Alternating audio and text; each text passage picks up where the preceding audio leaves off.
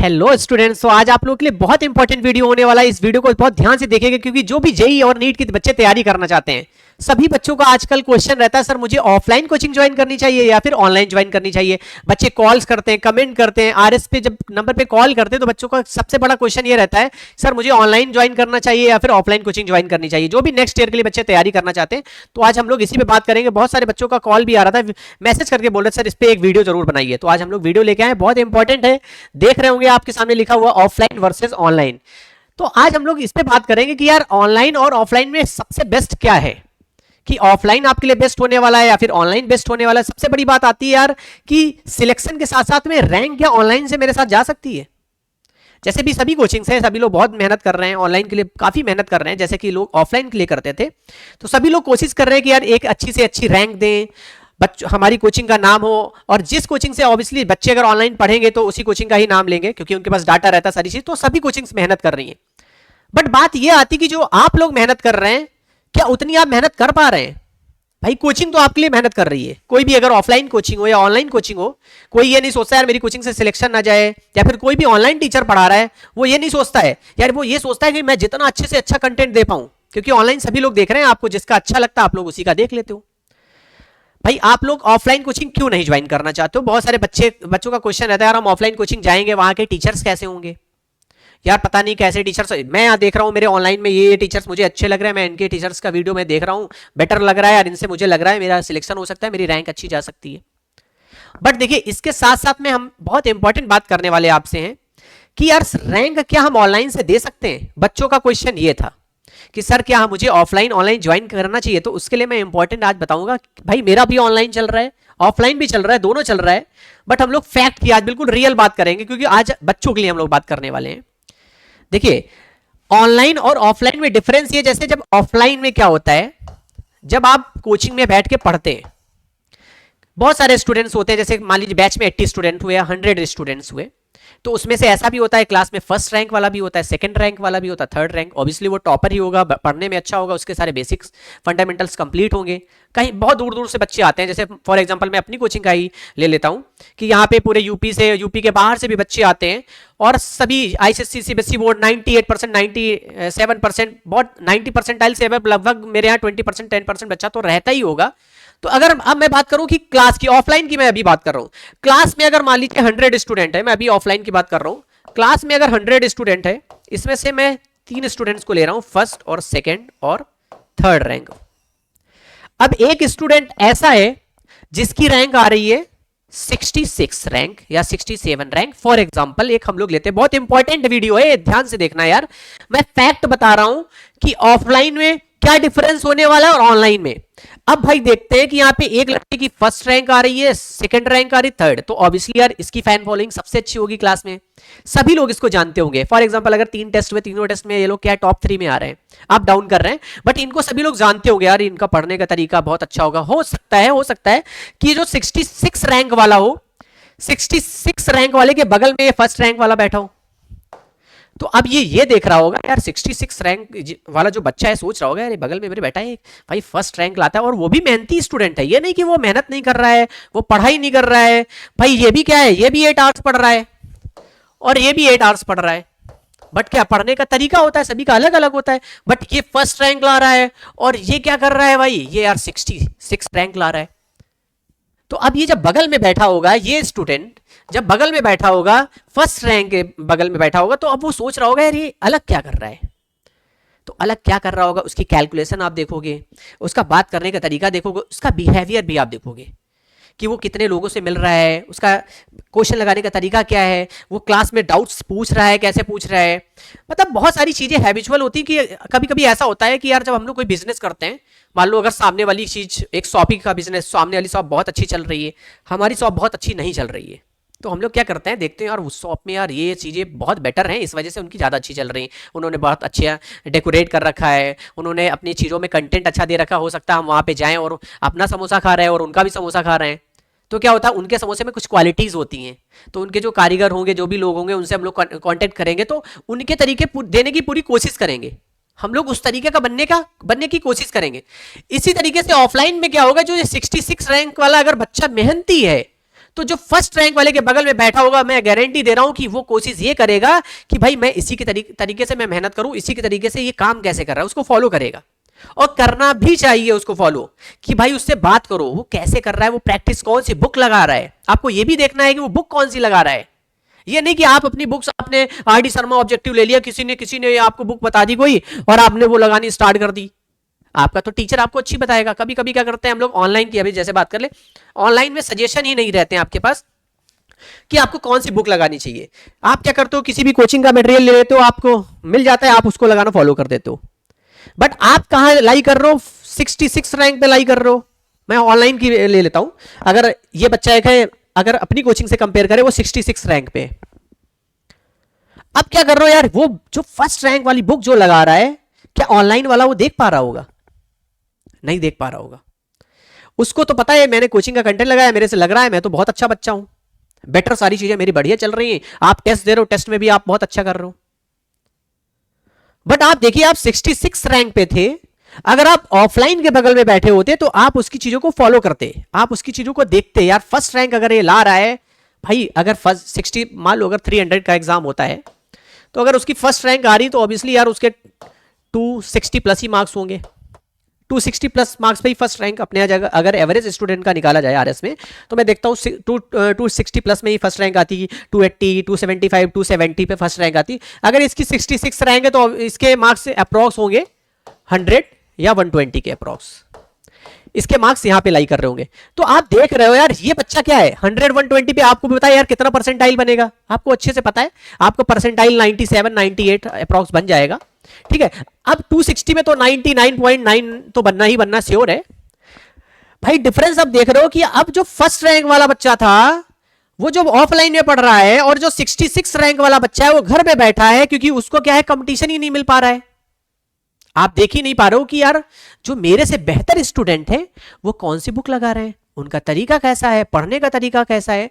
तो इसी पे बात कर रहे हैं कि जब आप ऑफलाइन में रहते हो तो क्या करते हो कि भाई आप सामने वाले को देखते हो, जो भी टॉप 3 स्टूडेंट्स हैं उनको फॉलो करते हो। यार इनको फॉलो करेंगे, कैसे पढ़ते हैं, उनके साथ बैठना उठना स्टार्ट करते हैं। जो अच्छे बच्चे, जो माइंडेड होते हैं, जो थोड़े मेहनती बच्चे होते हैं, तो ये 66 रैंक वाला क्या करता है, इतनी उनकी तरीके से अगर मेहनत करेगा, थोड़ा बहुत उन्हें फॉलो करेगा, तो इसकी मैं गारंटी दे रहा हूं, उसकी जो 66 रैंक है, उसकी रैंक नेक्स्ट पेपर में, उसकी मैंने देखा है ऑफलाइन में स्टूडेंट्स ऐसा करते हैं और उनकी रैंक बूस्ट भी होती है। 66 से उनकी 46 रैंक पे आ जाते हैं, नहीं तो 50 रैंक पे आ ही जाते हैं। अब भाई जो ऑनलाइन में, अगर फॉर एग्जांपल अगर आप इस जगह पे लाई कर रहे होते, अगर ऑनलाइन पढ़ रहे होते, तो अपने आप को आप सोचते हो यार मैं तो बहुत मेहनत कर रहा हूं। मैंने क्या बोला, 8 घंटे ये भी बच्चा पढ़ रहा था, ये भी मेहनत कर रहा था, मगर रैंक उसकी वो आ रही थी। समझ रहे हो ना मेरी बात को, उसकी रैंक वही आ रही, वो अपने आप को ओवर कॉन्फिडेंस में, यार मैं तो बहुत मेहनत कर रहा हूं, मेरा तो बढ़िया रैंक जाने वाली, उसका टारगेट 260 प्लस ही है। जबकि भाई 260 प्लस 8 आवर्स पढ़ के वो ला रहा है, 10 आवर्स पढ़ के वो ला रहा है, और आप भी उतना ही पढ़ रहे हो। आप कितना 100 120 ला रहे हो, क्योंकि आपको ये नहीं पता है, आपको कोई गाइड करने वाला वहां पे। क्योंकि भाई यार देखो, ऑनलाइन में हम लोग कोर्स बेचते हैं, मैं आपको क्या है भाई, अपना स्टडी मटेरियल भेज सकता हूं, अपना कुछ कंटेंट भेज सकता हूं, बस इतना ही तो कर, आपके पास आ तो नहीं सकता हूं कि भाई पढ़ने में तुम कैसे हो, तुम कमी क्या कर रहे हो। क्योंकि भाई ऐसा क्लास में भी नहीं होता है कि हम लोग बहुत ज्यादा वीक स्टूडेंट और हम लोग उसके पास जाते हैं, तुम ऐसा क्यों कर रहे हो। करते हैं जब हमारे टेस्ट होते हैं बच्चों के, तो जो वीक स्टूडेंट होते हैं उनको हम लोग बुलाते हैं कि भाई आप क्या कमी कर रहे हो, आपके केमिस्ट्री में मार्क्स क्यों कम आ रहे हैं। देखो ये भी एक ऑफलाइन और ऑनलाइन में डिफरेंस रहता है। देखो इंपॉर्टेंट है, इस पर हम लोग बात करने वाले, बहुत अच्छा चैप्टर है कि आप फॉर एग्जाम्पल अगर टेस्ट देते हो, ये ऑफलाइन है, ये ऑफलाइन है और ये ऑनलाइन है, ठीक है। अब ऑफलाइन में जब आप टेस्ट देते हो, जब आप ऑफलाइन में टेस्ट देते हो, तो अपने जैसे इंस्टीट्यूट, सभी इंस्टीट्यूट करते होंगे, ज़्यादातर जो अच्छे इंस्टीट्यूट हैं, कि भाई अगर आपके 2 सब्जेक्ट में मार्क्स अच्छे आ रहे हैं, फिजिक्स में अच्छे आ रहे हैं, केमिस्ट्री में अच्छे आ रहे हैं, मैथ में आपके मार्क्स अच्छे नहीं आ रहे, तो आपको, तो जो अच्छे टीचर होते हैं वो क्या करते हैं भाई, इसमें से क्या बच्चों को बुलाते हैं, इसमें से क्या बच्चों को बुलाते हैं, फिर क्या कहते हैं भाई तुम्हारे इतने नंबर कम क्यों आ रहे हैं। मान लो यार एक बैच में 100 बच्चे होते हैं, 100 बच्चे में से एक चीज़ ये होती है कि अगर अच्छे बच्चों की बात करें तो उसमें से 60-70% तो बच्चे अच्छे होते हैं, जो 35-70% अच्छे बच्चे होते हैं। ऐसा नहीं कि वो 100% बच्चे मेहनत करने नहीं आते, मेहनत सभी करने आते हैं, बट अगर अच्छे बच्चों की बात करें जिन्होंने अपना 11th-12th में अच्छे से पढ़ के आए होंगे, तो उनका कहीं ना कहीं सब सारी चीज़ें अच्छी होंगी, तो इसलिए 60-70% बच्चे अच्छे होते हैं। बच्चे जो 30%, उसमें से 10% की मैं बात करूँगा, तो आते हैं सिर्फ मस्ती करते सोते हैं यहाँ पे, तो उनको तो हटाई दो। लास्ट के जो 20% बच्चे होते हैं मैं लास्ट के 20% के बच्चों की बात कर रहा हूं, उनको मोटिवेट किया जाता है। अब जो रही बात यार, मेरे को पता है, एक ग्राफ पता रहता है कि भाई अगर यहां पे मान लीजिए 100 बच्चे हैं, उसमें से ये तो मेरे को पता है कि 20 से 30 बच्चे कॉलेज लेंगे ही लेंगे। अब भाई 100 बच्चे में से क्या आप 50 बच्चों को अच्छी जगह पहुंचा सकते हो? 50 बच्चे क्या मेहनत करते हैं सारी चीजें, बट वो क्या है वहीं के वहीं रह जाते हैं, उनको इधर उधर का कॉलेज नॉर्मल मिल जाता है, नहीं मिलता है, वो नेक्स्ट ईयर तैयारी करते हैं। मगर मैं अभी 50 बच्चों की बात कर रहा हूँ, ये 20 बच्चे तो अपने अच्छे हैं, इनको मोटिवेशन देते हैं क्लास में जब हम लोग, तो ये सुनते हैं और ये लोग बेटर करते हैं। बट ये बच्चे क्या करते हैं, सुनते हैं, थोड़ी बहुत मस्ती भी करते हैं, इस वजह से इनकी ये यहाँ पे पोजीशन है, नहीं तो ये भी यहीं पे होते हैं। तो इसका मतलब एक चीज हो गया, जब आप ऑफलाइन कोचिंग में पढ़ते हैं या फिर ऑनलाइन कहीं भी पढ़ रहे हैं, किसी भी कोचिंग में आप जब पढ़ रहे हैं, तो उसमें आपको एक चीज का बात का ध्यान रखना है कि जो टीचर बोल रहा है आप उसकी चीजों को समझें, जो भी टीचर कॉन्सेप्ट बता रहा है उसको अच्छे से समझें। इन बच्चों ने तो अच्छे समझा, अब इन्होंने जो थोड़ी बहुत लापरवाही की है,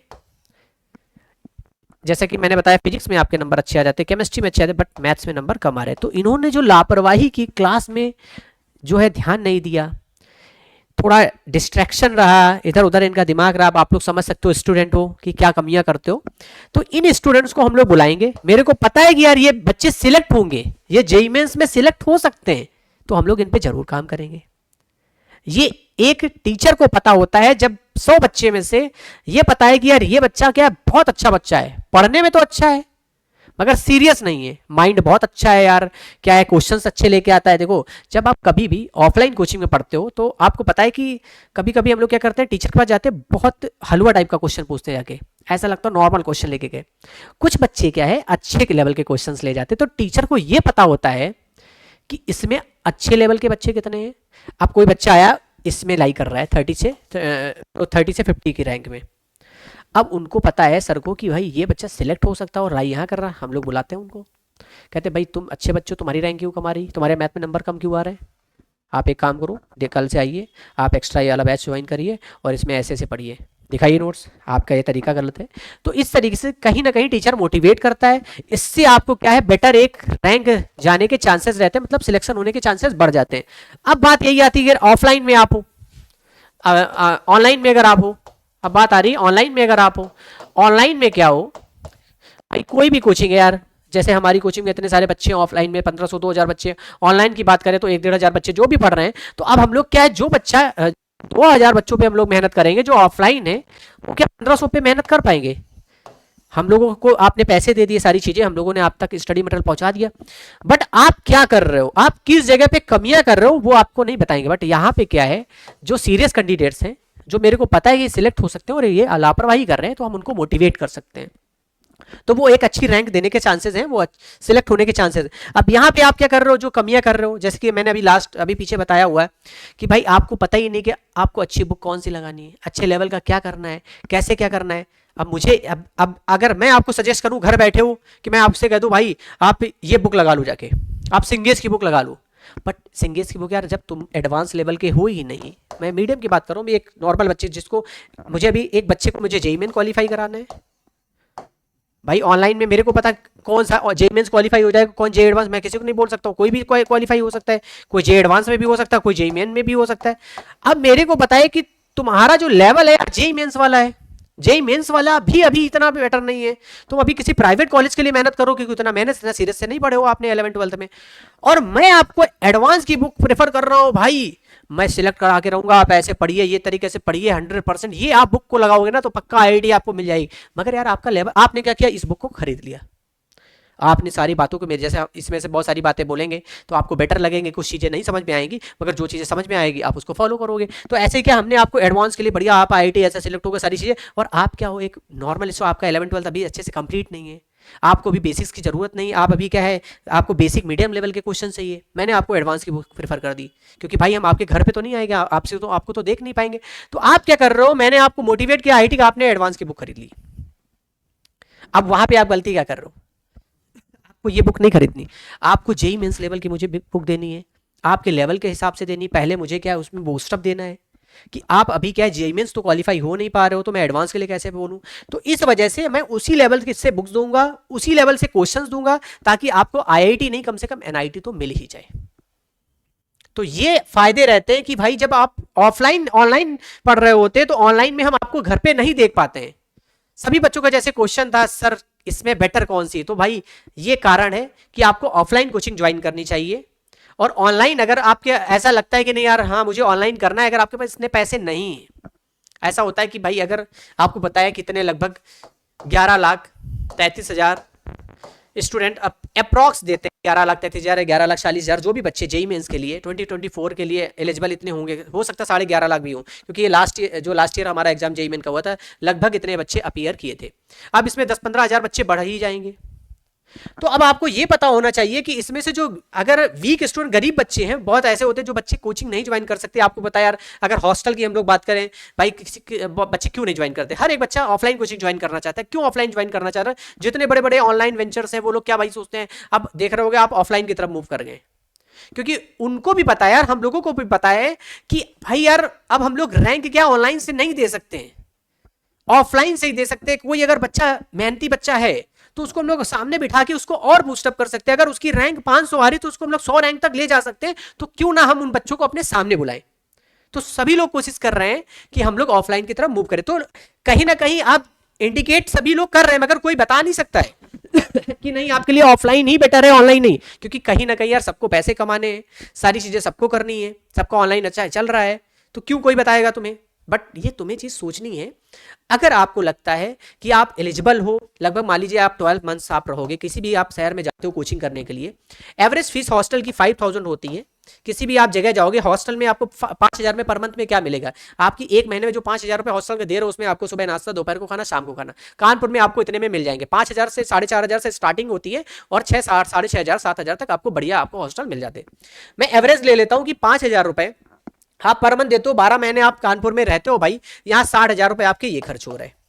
आप किसी भी कोचिंग को अगर आप ज्वाइन करोगे 80-90-60,000 जो भी फीस होती है, स्कॉलरशिप आपको मिलती, टेस्ट आप देते हो, लगभग आपकी 50 से 60,000 रुपए फीस आपकी ये पड़ जाती भाई। देख रहे होगे आप 1,20,000 रुपए खर्चा आ रहा है आपका ये पूरे एक साल का। मतलब किसी भी कोचिंग को आप ज्वाइन करोगे तो लगभग इतना खर्चा आपका 1,20,000 रुपए आएगा।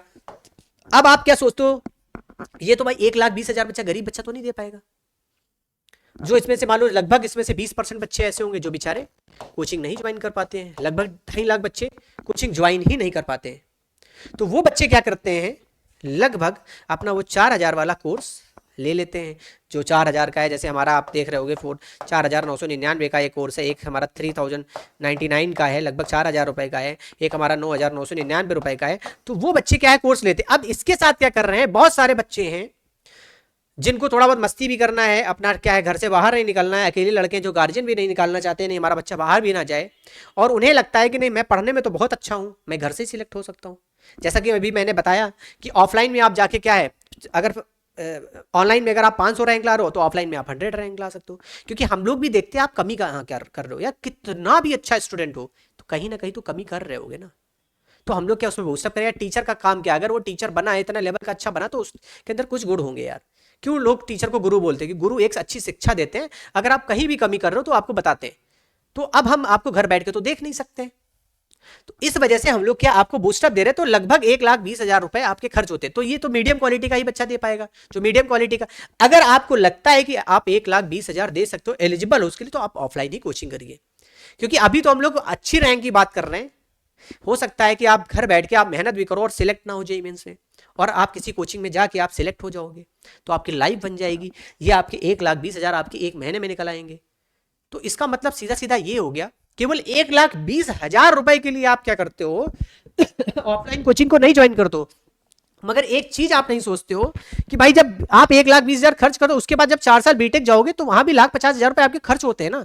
मानते हैं कि जो वीक फैमिली से होते हैं उनको स्कॉलरशिप मिल जाती है, मगर सिर्फ 1,20,000 के चक्कर में आप अपने सिलेक्शन को कहीं ना कहीं खो देते हो, और आपने इतनी मेहनत की वो भी सब बेकार हो गया।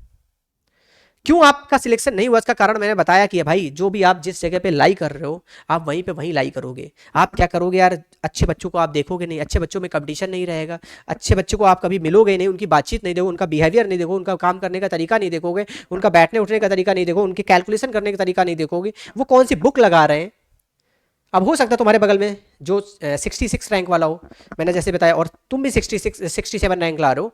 अब तुमने क्या देखा भाई, टेस्ट हुआ, टेस्ट में उसने क्या किया, थोड़ा उछाल मारा, मतलब वो लगभग 45-40 रैंक पे आ गया, और तुमने क्या किया 55 रैंक पे ही हो, और तुम लोग हो दोस्त अगल बगल बैठो। वो भी एक एग्जाम्पल हम ले लेते हैं। अब तुम लोग अगल बगल बैठो, तो उसने पता है तुम क्या कर रहे हो, एडवांस के चक्कर में पड़े हो, तुम लगा रहे हो बढ़िया एडवांस, तुमने फर्स्ट रैंक वाले को देख लिया, हाँ ठीक है यार ठीक, मगर साथ में एक चीज़ ये भी नोटिस करनी, जैसा कि मैंने कहा फर्स्ट रैंक वाले को देखो, मगर साथ में अपना भी लेवल देखो। पहले क्या आपको स्टेप क्या लेना है, जो बगल वाला रैंक वाला था, जो आपको जो अगर 20 रैंक आगे ले जा रहा, तो उसको भी फॉलो करो भाई, वो क्या कर रहा है, वो देखो पहले किस लेवल की बुक्स लगा रहा है। आप जब वो कंप्लीट कर ले रहे हो, जब अच्छा कर ले रहे हो, तो फर्स्ट रैंक वाले को भी आपको बीट करना है। ऐसा नहीं कि आपको बीट नहीं आप कर सकते हो, आप फर्स्ट रैंक भी ला सकते हो, मगर आपको सब स्टेप बाय स्टेप जाना है। एकदम नहीं कि भाई आपने बेसिक आपका लेवल ये और आपने एडवांस लेवल की बुक उठा ली, ऐसा नहीं करना। हाँ, आप उसके फर्स्ट रैंक वाले बिहेवियर को देखिए, उसकी कार्यशैली को देखिए, उसका पढ़ने का तरीका देखिए, उससे बातचीत करिए, उससे दोस्ती करिए, तो आपको बहुत सारी पॉजिटिव वाइब्स आएंगी, कहीं ना कहीं आपकी 10-20 रैंक पॉजिटिव हुई होगी। तो आप किसी भी कोचिंग कहीं भी पढ़िए।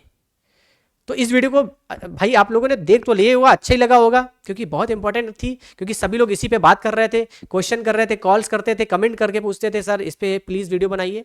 तो बच्चों हम लोग नेक्स्ट वीडियो बहुत अच्छा लेके आएंगे। अगर आपको लगता है कि कुछ आप लोग कमियां कर रहे हो, कुछ आप लोग को और नया चाहिए भाई, और क्या आप बेटर कर सकते हो, क्या आपको सजेशन चाहिए, तो आप कमेंट में आप एक क्वेश्चन कर सकते हो कि सर इस पे और वीडियोस बनाइए, इसके लिए क्या बेहतर रहेगा, मैं आपको बिल्कुल बताऊंगा। और अगर आपको वीडियो अच्छा लगा हो तो चैनल को बेटा सब्सक्राइब जरूर कर लीजिएगा, क्योंकि हम लोग ऐसी वीडियो लेके आएंगे कि आप तक नॉलेज जरूर देंगे। जो भी बच्चे घर में बैठे हैं उनको हम लोग एक पॉजिटिव वाइब्स देंगे, पॉजिटिव मैसेज देंगे। जेई और नीट की जो भी बच्चे तैयारी कर रहे हैं उन बच्चों तक हम लोग एक बढ़िया अच्छे वीडियोस ऐसे ही लेके आएंगे। तो बच्चों अगर वीडियो अच्छा लगा चैनल से बेटा सब्सक्राइब जरूर कर लिएगा, क्योंकि सब्सक्राइब करोगे तो हम लोग क्या है, अगर कोई नेक्स्ट वीडियो हो सकता है इससे भी बेहतर लेके आए आप तक पहुंचे। चलिए बच्चों, आज का वीडियो हम लोग इतना ही रखते हैं, फिर नेक्स्ट वीडियो हम लोग लेके आएंगे जो आप लोग कमेंट में बताएंगे, जो उसमें से बेटर होगा। अगर मान लीजिए अगर 100 कमेंट हैं तो उसमें से जो बेहतर कमेंट होगा, जिस सबसे ज़्यादा जिसमें कमेंट्स अच्छे होंगे, मैं उस पर वीडियो पक्का बनाऊंगा। ओके बच्चों, जय हिंद।